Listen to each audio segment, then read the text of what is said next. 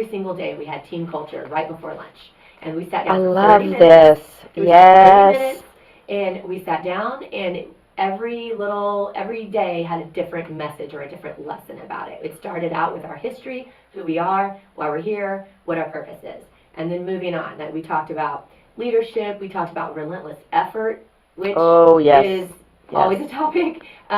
We talked about event and response equals the outcome, so how to deal with issues.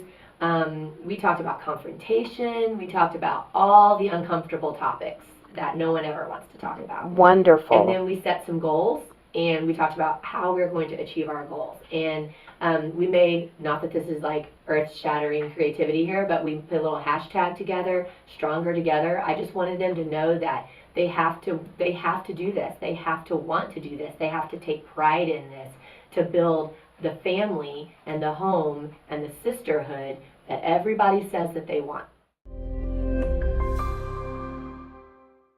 Team calendar? It's team, it's dance class, it's everything. So we live by our 4-week calendar, and it gives us an insight to what we're thinking about doing.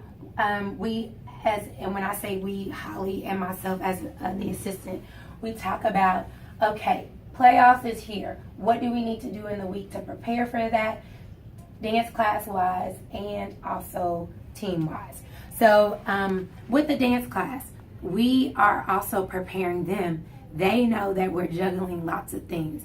So we prepare our dance class. We teach them a warm-up. We talk about partner stretching, and we just talk about them being independent learners.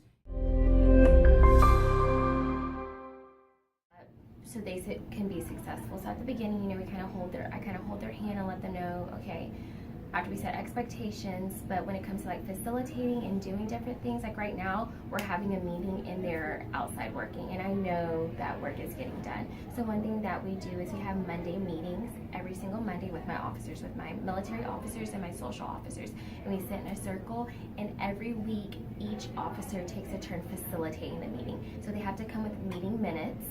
Wonderful. And because they're millennials, it's on their phone, and then we just airdrop it to everybody, and everybody has a folder on their phone. Shout outs to kids, and they get a bead and get to create a bracelet. Hey, great job in Lyrical today. Oh, you get a smile bead, you get a technique bead, you get memory bead. Thank you for remembering that change, stuff like that. But we wanted something to keep them motivated during football season. So, going with our theme, the Royal Diner, we create ice cream cones.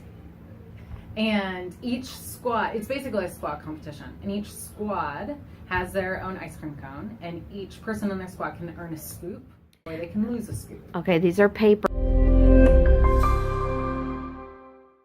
Feet landing, and how to use those feet to push up off their ground, like protect their hips, protect their knees, protect their lower backs. Girl, you are singing the song of my people. Teach them how to dance from their core and not release their pelvises back. That's also more pressure. Just teach them to protect their bodies. Basically, before I would make my job the priority over what I needed. And so I was working all the time. I was gaining weight. I wasn't feeling good about myself. And sometimes I wouldn't notice it until I saw pictures. And in my brain, how can I tell the kids that they need to balance things out and be healthy if I'm not practicing it myself? So I had to stop being the control freak director all the time, and I had to basically sometimes schedule time for myself. So if that meant we didn't have a day of practice, we didn't have a day of practice. So now my fitness and my health is just a part of my schedule. So like today I went this morning knowing that we had band run through today. I want to go to church later this evening, which is something for me. I just find a way to make it a part of my schedule, and my kids know that I make it a part of my schedule. They joke about it on Twitter.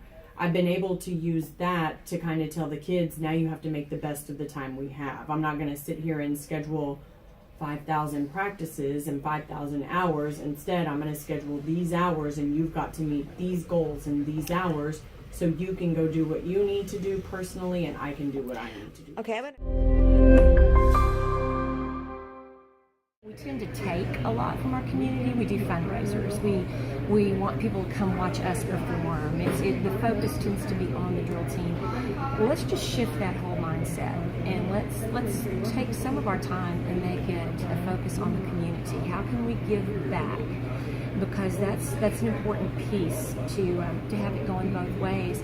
So for me, I think that our drill team girls, especially at the middle school level and junior high level, should be out there doing things, finding community service projects that they can be a part of, girls that they can mentor, going to the junior highs and reading, and just doing different things that can make them realize that they're growing the next group that's going to be a part of what they do. Right. I just think it's really important to include as many ladies or gentlemen as possible, whether it's budget limits or costume limits. There is a way to find a way to include all of those kids. There's always that one that she didn't have the skills, she didn't quite have the rhythm, maybe she doesn't have the grades, but she needs that program. Oh, you're touching my heart. Yes. And that is dear to my heart. And we all worry about being competitive and being marketable and so forth, but that baby needs that program. Oh, yeah. I want to challenge you to make the best out of what you have and build the program that you want. Build the brand that you want by putting in the hard work and the sacrifices. You know, we ask our dancers to sacrifice daily for us. I think it's equally important that we sacrifice for them and for our programs. You know, whenever you feel burnout, take a break. That's why I do so much traveling, is because it gets me out of Nacogdoches, Texas, and I get to go and see a lot of places and work with a lot of people and remind myself, you know, why I do what I do. But you know, my challenge to you is just to build something from what you have. You know, Rome wasn't built in a day, and so you have to be able to sacrifice and persevere and dedicate a little bit of you to your program. This is kind of like the bonus round. This is the after the show, and this is Sam's all play. She's got some great things to say, and she wants to reach out to some people with some great ideas. So, go.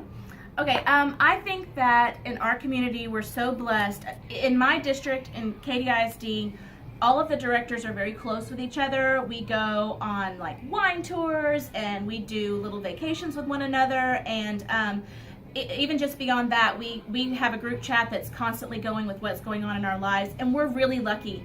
But I do know that there are teachers out there that don't have the bond with their district that we have, or an assistant. Maybe there's someone that's by themselves. And I think that it's really important that we reach out to others.